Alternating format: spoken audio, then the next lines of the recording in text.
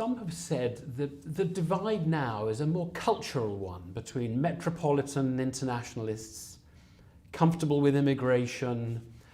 They're called people who are happy anywhere, and people who are rooted in local communities and who are lodged somewhere. Is that not a fair? There are plenty of divides. There's divides on religion, for example. There's divides on all sorts of things. But a fundamental divide is the class divide.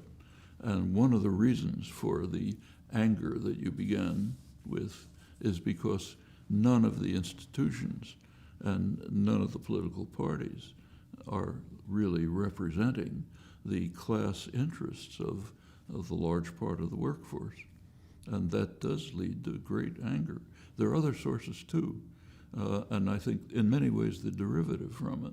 So for example, the anti-immigrant hysteria in the United States, in England, elsewhere, is in part a reflection of the decline in opportunity that is the result of the neoliberal programs.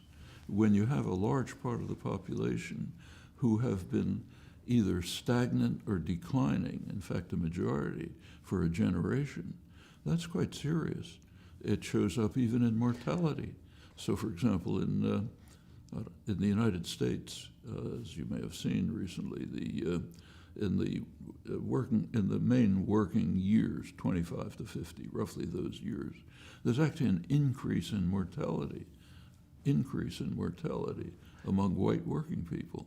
That hasn't happened in industrial societies ever, except for famine or war. Growing worker insecurity has the effect that workers are too intimidated to ask for better wages, to go on strike, to ask for benefits. And the result is we can maintain what was called the Great Moderation, low inflation, high profits, and so on. Yeah, that's part of it. And the gig economy is an aspect of that. As you say, it's a precarious life. It's not a life of security. And therefore, it's a life in which you don't organize together to defend and extend your rights. You just try to survive. Now, there's a group that doesn't, namely the owners. They organize, they struggle, they control the political system. And what you see is the developments we've seen in the last generation. Extremely high concentration of wealth, stagnation or decline for a large part of the population, undermining of democratic institutions, anger, your first word is correct, anger at the fact that the institutions are not representative, they don't deal with me, a sense in large parts of the population that for the first time we're not moving forward. The image that's often used is that people see themselves as the Trump supporters, say that group, see themselves as standing in a line where they were supposed to be moving forward. Their parents worked hard, they did all the right things, their children were better off than their parents. All of a sudden the line has stopped. The people ahead of them are shooting up to the stratosphere, and then comes the scapegoating. The picture is that the government is working for those undeserving people behind us and trying to put them ahead of us. Affirmative action, food stamps, immigrants, and so on. And that's where the Trumps of the world come in. Yeah, we can blame those bad, undeserving people for your plight, not the people ahead of you in line who are really responsible for it. Emmanuel Macron, an internationalist, liberal, loves the EU, all the things in a way that the Trump voters have tried to reject. Well, do you think he can succeed? Is this the end of populism in Europe? By no means. In fact, Macron is a good example of how the core institutions have collapsed. He came from the outside. Yeah. Okay, and the vote for him was substantially a vote against Le Pen, who is recognized correctly, I think, to be a serious danger. In fact, many people who voted for Macron were holding their nose, not their choice. But what about the British election? Jeremy Corbyn has been leading the Labour Party. They have an uphill task, according to the opinion polls. Have you any advice, any thoughts about how Labour refines its pitch and makes it to government in the UK?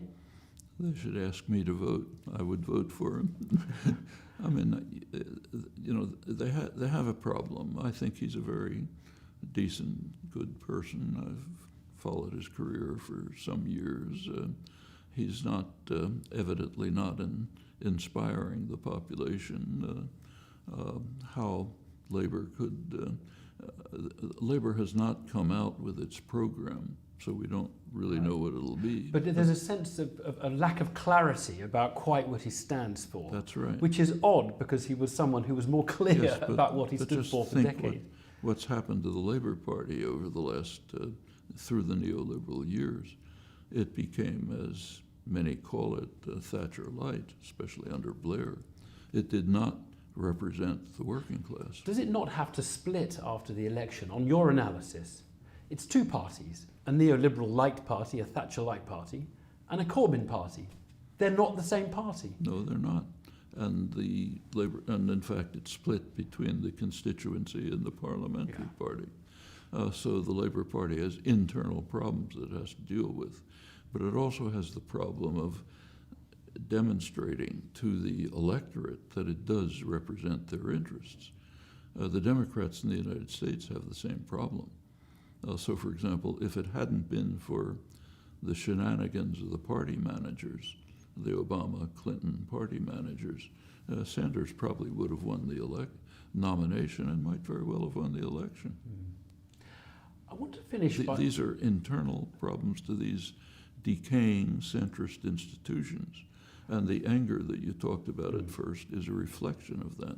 Yeah. Do you think the traditional classes, working class, the capitalist class, the owners and the workers, is that the most interesting division? Is that a good way of thinking about it these days, do you think, or is it out of date now? Well, first of all, either you give orders or you take orders, and that's a big difference.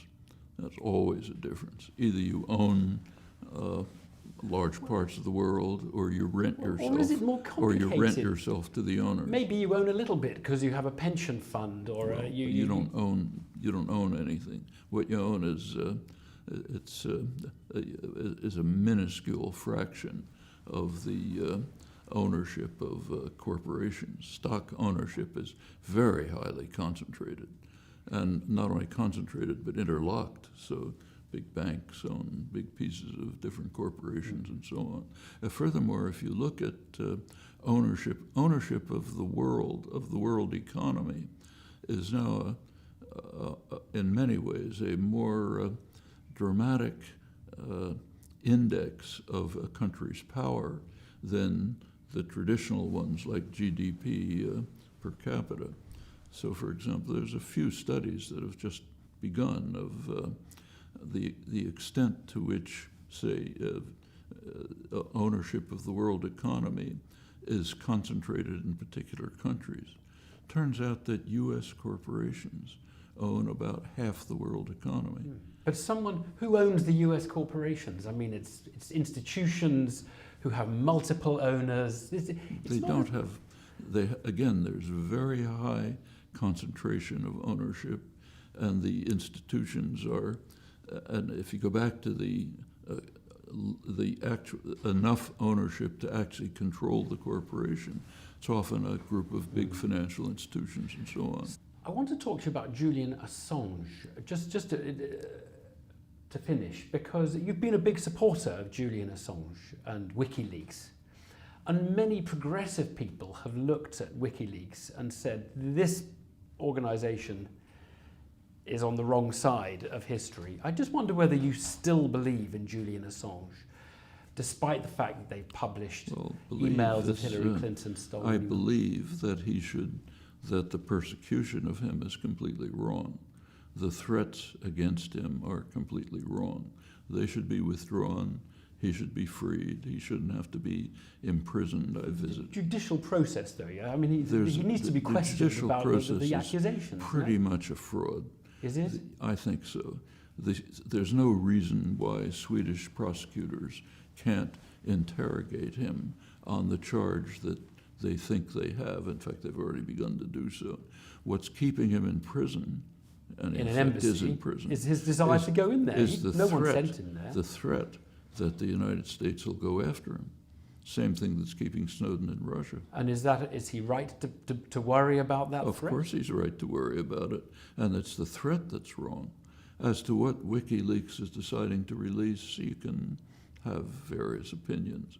By and large, What's your opinion of My leaking opinion? stolen emails, perfectly legitimate emails, just stolen and then put in the public domain? if they'd asked me, I would have not been in favor of that. So I don't know how they decide what to leak and not, but leaking the general idea of informing the public, informing citizens of what their representatives are doing and keeping from them, that's a good idea.